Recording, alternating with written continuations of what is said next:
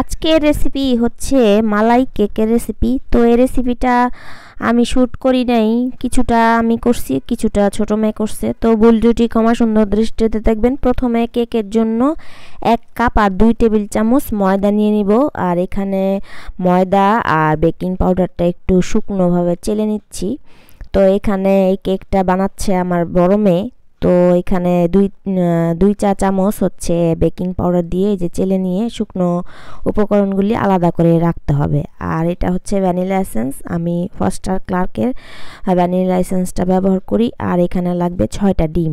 এই মালাই কেকে কিন্তু তেল লাগে না, তো তেল ছাড়াই মালাই কেকটা হয়। তো 6টা ডিমের কুসুমগুলি আলাদা করে সাদা অংশ ফোম করে নিতে হবে। 6টা ডিমই লাগবে নর্মাল তাপমাত্রা। তো এইভাবে সুন্দর করে হাত দিয়ে আপনারা যেভাবে সুবিধা হয় ফোমটা করার জন্য ডিমের সাদা অংশ আর কুসুম আলাদা করে নেবেন। দুটোটাই লাগবে কেকের মধ্যে, কিন্তু প্রথমে ফোম করে নিতে হবে।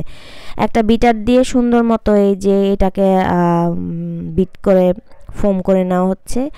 এইভাবে কিন্তু ডিম মামলেটও করে খাওয়া যায়, কিন্তু অনেক মজা হয় এই ফোমের মামলেটটা। তো এইভাবে সুন্দর করে একদিকে ঘুরিয়ে ঘুরিয়ে ফোম করতে হবে। আর সাথে হচ্ছে চিনি মিলাতে হবে, 3 বারে চিনি মিলাতে হবে।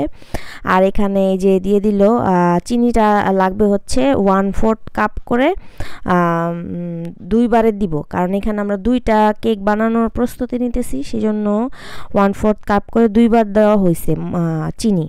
তো সুন্দর মতো এইভাবে বিট করে শুকনো উপকরণগুলি মিলাবো।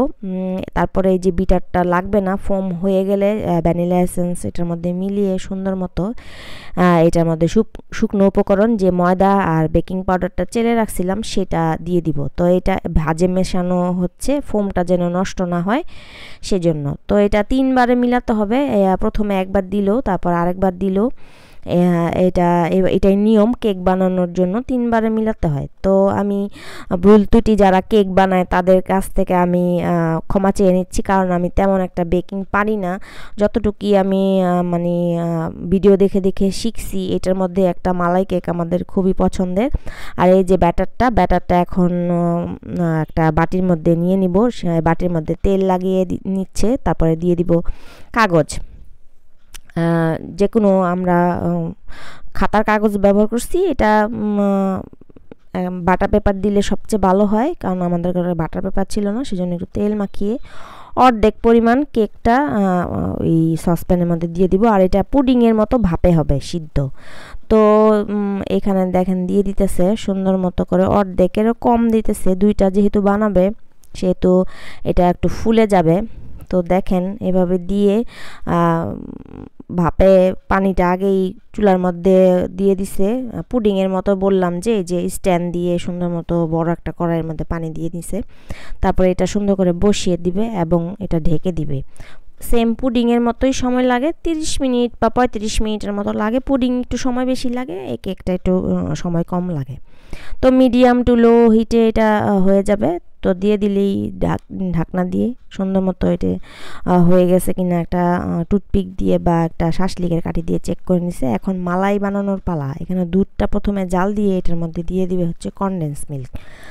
তো দুধটা ঘন যাতে হয়, মালাইটা ঘন দরকার, আবার একটু পাতলাও মালাই দরকার, মিডিয়াম। কারণ যেহেতু কেকটার মধ্যে দিব, প্রথমে আমি এক পর্যায়ে একটু ঘন বানিয়ে নিছি, তারপর একটু পাতলা করে দিয়ে নিছি। প্রথমে পাতলাগুলি যেগুলি কনডেন্স মিল্ক আর দুধ দিয়ে যেটা বানাইছি,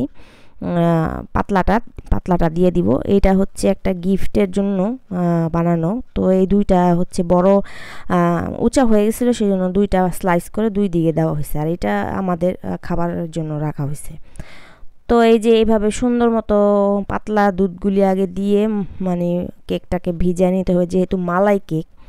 তারপরে উপর দিয়ে দিয়ে দিতে হবে ঘন দুধগুলি। তারপরে সুন্দর করে ড্রাই ফ্রুটস এবং কিশমিশ দিয়ে সাজিয়ে নিতে হবে। এই যে হচ্ছে খুবই সহজে মালাই কেকটা আমরা বানাই বাসায়। তো বাচ্চারা খেতে খুবই পছন্দ করে। এই যে কিশমিশ দেওয়া উপরে আর কাজু বাদাম দেওয়া, কেকটা কিন্তু খেতে খুবই মজা হয়েছিল। যারা যারা খেয়েছে আমি জানি না তারা কমেন্ট করবে কিনা। তো কেকটা আসলে খুবই মজা হয়। তো ধন্যবাদ সবাইকে এতক্ষণ এই ভিডিওটা দেখার জন্য।